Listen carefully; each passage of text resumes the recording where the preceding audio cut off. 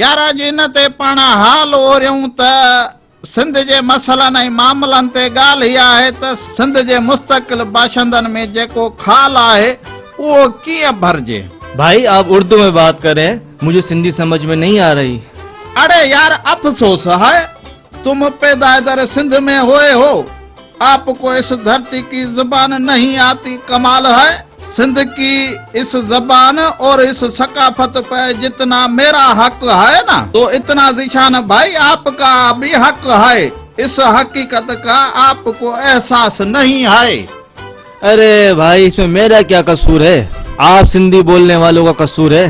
हम जब आपस में 10-12 लोग मिलते हैं, मैं अकेला उर्दू में बात करने वाला, बाकी आप सब सिंधी में बात करने वाले होते हो। आप अपनी सिंधी जबान छोड़कर उर्दू में बात करते हो। जब आप उर्दू में बात करोगे तो मुझे सिंधी समझ में कैसे आएगी? यही तो मौके होते हैं जिसमें बंदा सिंधी सीख सकता है। इसमें हमारा तो कोई कसूर नहीं है ना भाई। मुझे तो सिंधी आती है। तो नालो छा है, तुंजो गोट केड़ो आ? भा शौकत, हे त ॾाढी भली सिंधी पियो ॻाल्हाए यार।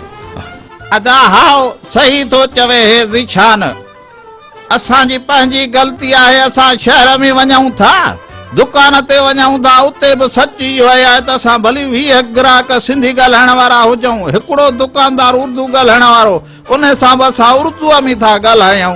जॾहिं उन सां असां सिंधीअ में ॻाल्हाईंदासीं त हू सिखी वेंदो।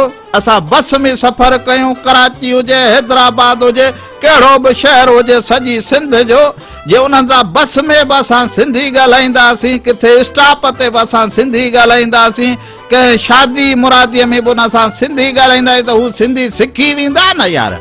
हू सॼो कसूर इन करे त असां ते था ॼनि।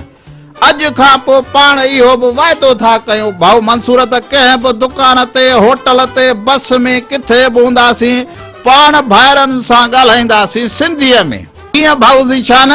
बिल्कुल सही चयो दादा।